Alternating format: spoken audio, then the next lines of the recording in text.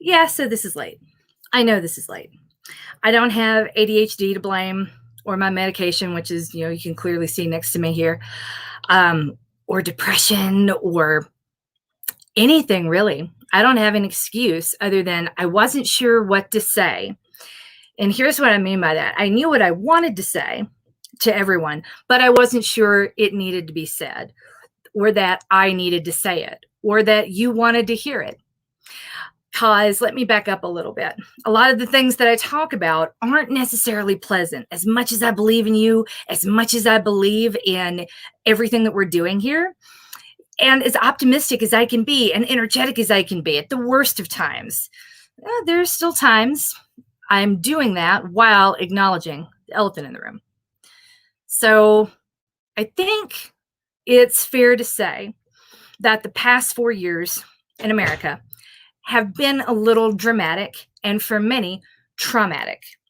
As a trauma survivor, the one thing I know for sure is that trauma is never over. It's never behind you. It comes with you, and you sort of learn how to deal with it and process everything through that lens. Before 2016, the number of people who had experienced trauma was a lot lower than it is right now. And it's not saying that all of our trauma is equal. It's not about that. But to say, have you been traumatized? Yeah, to a certain degree, a whole lot of us have. So there was this idea that it was all going to be over with the election. And then it was all going to be over with the inauguration. And slowly but surely, what's coming to pass now is the understanding of what it means to live with trauma and how long the road ahead is. There's still remnants of it.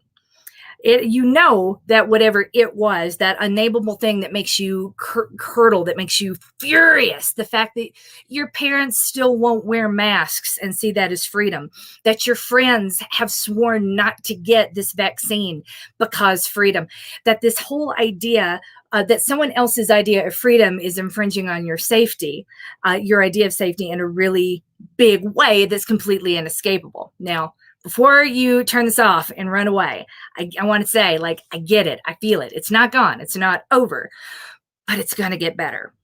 It's going to get easier to live with because the difference is right now, there is hope. What we had hasn't changed, and that was a big return to hope. We can start looking at the future. We can start planning for the day when races come back.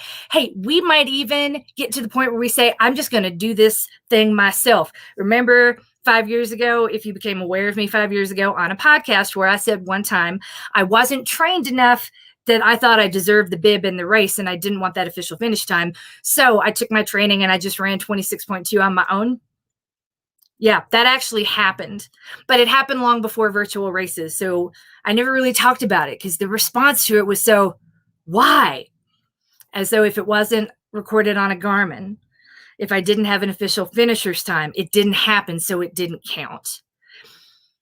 And that's the funny thing about pain. If no one sees it, if no one but you experiences it, does it count?